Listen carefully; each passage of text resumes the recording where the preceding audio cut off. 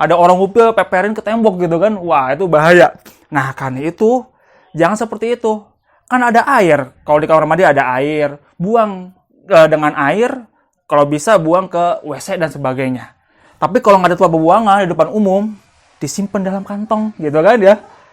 Tapi hati-hati, jangan sampai kena uang gitu kan. Kena uang, kamu bayar apa ke kasir, kasirnya kena upil kamu ya. Jadi terinfeksi, jadilah residen upil teh ya.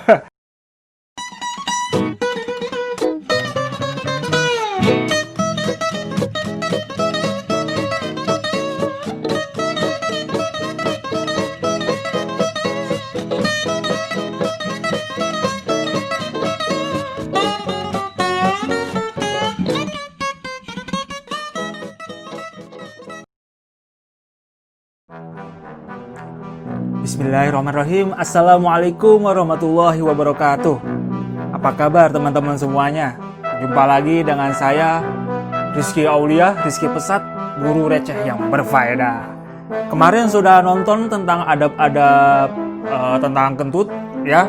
Mungkin teman-teman kalau sudah nonton alhamdulillah, agar kentutnya lebih benar dan lebih terpercaya dan lebih berfaedah ya. Tapi kalau yang belum, silahkan nanti lihat di link di bawah ini. Teman-teman tonton apa sih adab-adab kentut biar berfaedah. Nah, sekarang saya akan bahas yang lebih seru lagi ya. Kemarin kita sudah bahas tentang adab-adab tentang kentut, remeh-temeh tapi perlu ya.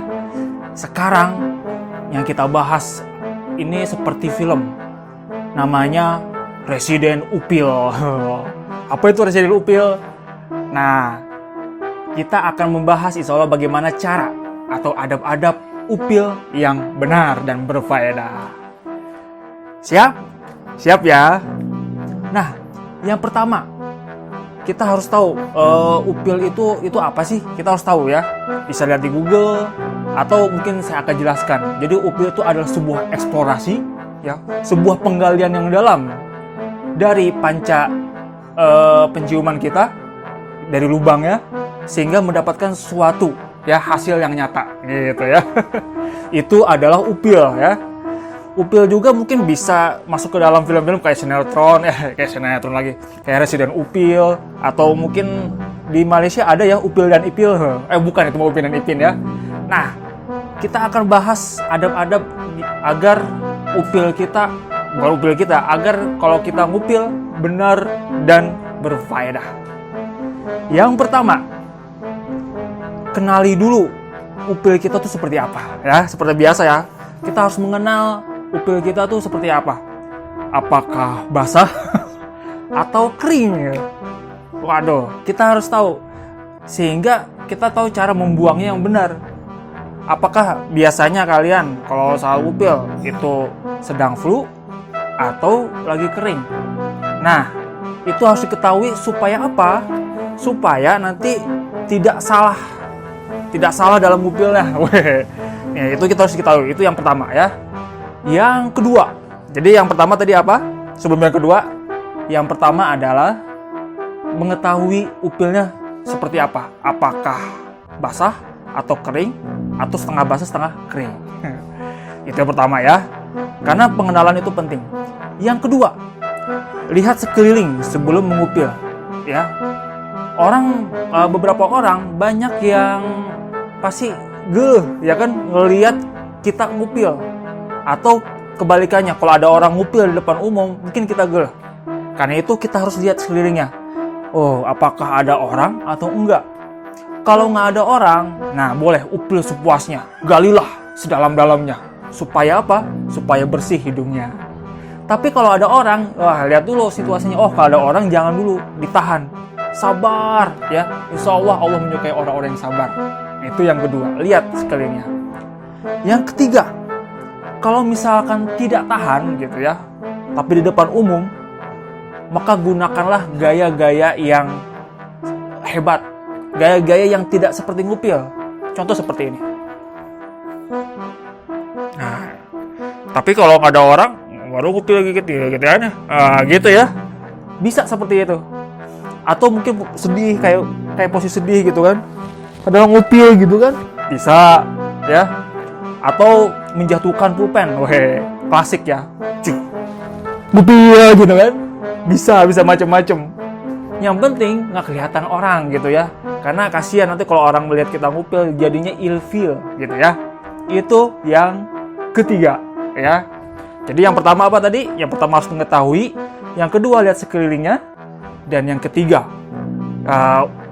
ngupilnya harus dengan yang gayanya elit gitu ya. Tidak boleh memperlihatkan upil dengan terang-terangan. Kalau bisa sembunyi-sembunyi, bahkan ditutupi atau di cover dengan gaya-gaya yang hebat. Seperti itu. Yang keempat,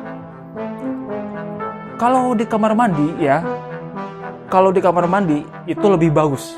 Artinya apa? Kalau misalkan ketemu kamar mandi, mau ngupil nggak tahan, ke kamar mandi aja lebih baik ya. Itu lebih baik dibanding kalau ngupil di depan umum. Siapa tahu ada yang begini-begini ternyata ketahuan gitu kan. Ih, ini orang ngapain gitu kan. Gayanya cool padahal lagi ngupil gitu kan. Nggak enak kelihatannya ya. Sok cool gitu ya padahal ngupil.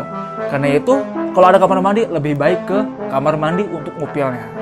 Itu yang keempat. Nah, terus yang kelima, jangan buang upil sembarangan. Kalau bisa dibersihkan gitu ya. Dibersihkan dulu.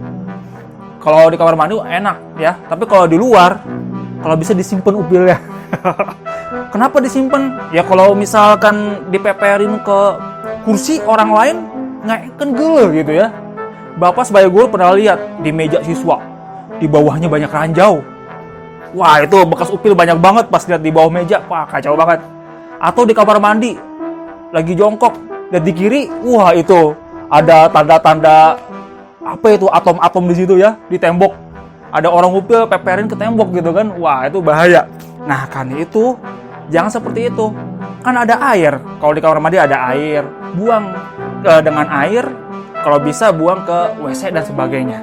Tapi kalau nggak ada tempat pembuangan di depan umum, disimpan dalam kantong gitu kan ya.